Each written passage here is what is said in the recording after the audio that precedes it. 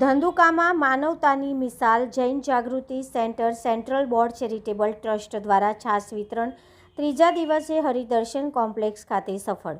અમદાવાદ જિલ્લાના ધંધુકા ખાતે Jain Jagruti centre central board charitable trust દ્વારા ઉનાળાની તીવ્ર ગરમીમાં રાહદારી અને યાત્રાળુઓ માટે ચલાવવામાં આવતું છાશ વિતરણ સેવા અભિયાન ત્રીજા દિવસે પણ સફળતાપૂર્વક પૂર્ણ થયું હતું। આજે હરિદર્શન કોમ્પ્લેક્સ ખાતે યોજાયેલા સેવા કાર્યક્રમમાં મોટી સંખ્યામાં લોકો છાશનો લાભ લીધો હતો। આ અભિયાનના ભાગરૂપે પ્રથમ દિવસે ભીંડી બજારમાં અને બીજા દિવસે બિરલા 4 રસ્તા પાસે સેવા આપવામાં આવી હતી, જ્યારે ત્રીજા દિવસે હરિદર્શન કોમ્પ્લેક્સ ખાતે લોકો માટે તાજગીભરી છાશનું વિતરણ કરવામાં આવ્યું હતું।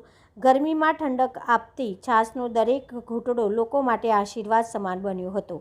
આ સેવા કાર્ય માત્ર તરસ બુઝાવવાનું સાધન નથી, પરંતુ માનવતા, દયા અને પરોપકારનું જીવંત સંદેશ પ્રસરાવતું એક ઉત્તમ ઉદાહરણ છે। જીવદયા અને સહયોગ જેવા સંસ્કારોનું સિંચન કરતી આ પ્રવૃત્તિ સમાજમાં સેવા ભાવનો મજબૂત બનાવી છે।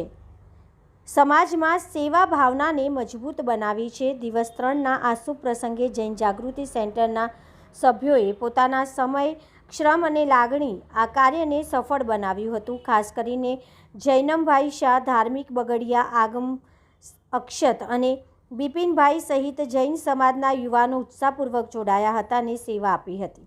આ પુણ્ય કાર્ય દ્વારા અનેક લોકોને તૃપ્તિ મળી છે અને સમાજમાં માનવતા તથા સહાય ભાવનાનું સુંદર ઉદાહરણ સ્થાપિત થયું છે।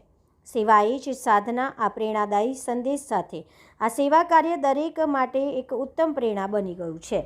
Reporter CK Barad, Jain Jagruti centre Dhandhuka દ્વારા નિઃશુલ્ક છાશ કેન્દ્રની શરૂઆત કરવામાં આવી છે। આજે દિવસ દરમિયાન ત્રીજો દિવસ છે, જેમાં સળંગ ત્રીજા દિવસે આજે 300 થેલી રોજની 300 થેલી છાશનું અવિરત અમારું નિસ્વાર્થ સેવા કાર્ય ચાલુ છે, જેમાં આજુબાજુ નીકળતા ગામના યુવાનો, ભાઈઓ, બહેનો, માતાઓ તરફથી અમને ખૂબ સારો પ્રતિસાદ મળ્યો છે અને સળંગ અમારી ઈચ્છા છે 1 મહિના સુધી આ નિઃશુલ્ક સેવા કેન્દ્ર અમે ચાલુ રાખીએ।